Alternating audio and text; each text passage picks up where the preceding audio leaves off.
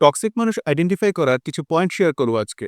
Number 1, কেউ constant negativity ছড়া।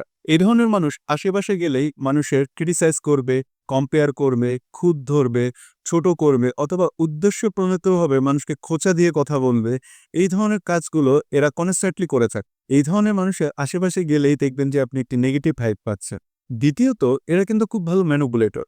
যখন এরা আপনার সাথে যুগ দিতে পারবে না, তখন এরা ইমোশনকে ধরে আনে, বিভিন্ন ধরনের মেলো ড্রামা তৈরি করে, আর এইসব কাজগুলো করে এরা ওই সিচুয়েশনের অ্যাডভান্টেজ নেওয়ার চেষ্টা করে। নাম্বার 3 হচ্ছে ল্যাক অফ অ্যাকাউন্টেবিলিটি। এরা কোনো দোষ বা রেসপন্সিবিলিটি নিজের কাঁধে নেবে না। এরা যখনই কোনো সমস্যা দেখবে, বিপদ বা রেসপন্সিবিলিটি নেওয়ার সময় এসেছে দেখবে, তখনই এরা পিছপা হয়ে যাবে। এরা অন্য মানুষের উপর, সিচুয়েশনের উপর সমস্যাটাকে চাপিয়ে দিয়ে নিজে গা বাজিয়ে চলবে। 4 নম্বর হচ্ছে পার্সোনাল স্পেস বলতে কোনো শব্দ এদের ডিকশনারিতে না। আপনি যে বিষয়ে আনকমফোর্টেবল তারা সেই বিষয়কে নিয়ে কথা বলবে। যেই বিষয়টিতে আপনি অস্বস্তি বোধ করেন তারা সেটার ভিতরে ঢুকে পড়বে। পার্সোনাল ব্যাপারে ঢুকে পড়বে। পারিবারিক আলোচনায় তারা ঢুকে পড়বে। আছে নাকি আপনার আশেপাশে এই ধরনের টক্সিক মানুষ? নিজের আশেপাশে একটা উঁচু দেয়াল তৈরি করুন যদি আপনি মানসিকভাবে ভালো থাকতে চান।